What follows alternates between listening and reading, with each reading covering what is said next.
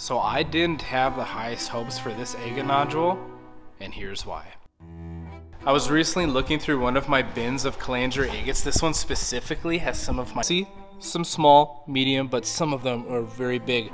But this guy right here caught my eye. Look at that beautiful, beautiful nodule. I want this to be beautiful, but it shows some sign that it could maybe not be. So this agate nodule right here, calandria agate from Mexico, typically has very beautiful bands on the inside with a lot of the ones that I cut, but this one makes me nervous. It has quartz right here. When you're cutting agates, you want to have beautiful bands on the inside, but we already have quartz on the outside here. I was looking at it, I'm like, well, maybe it doesn't go all the way through. And we look over here, there's a little bit there and a little bit there. So it's piqued my interest. I really want to see what's on the inside, but I'm very nervous that it's just going to be quartz in there. So we're going to cut it open and see what...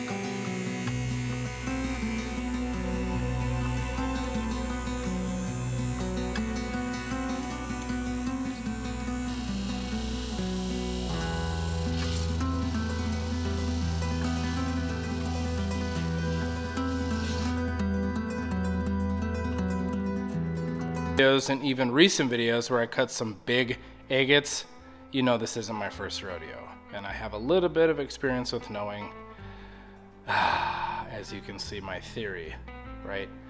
A little harder down here.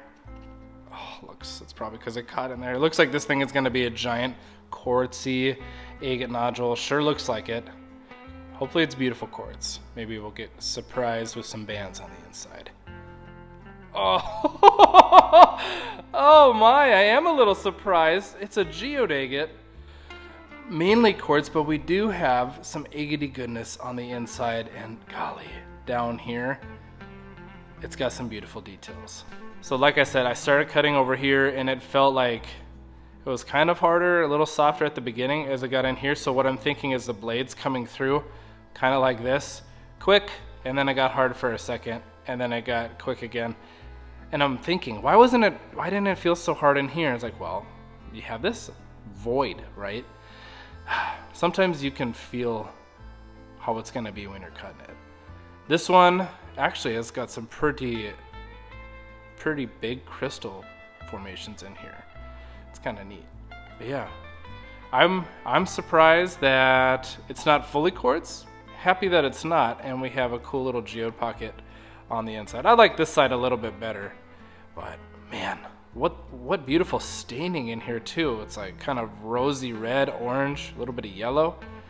That's not too bad. And I mean, obviously we're hoping for big bands, folks, but a lot of people like quartz. I don't mind quartz when it looks like this. It's actually really pretty, and it's got beautiful staining on the inside. It's not pure white quartz.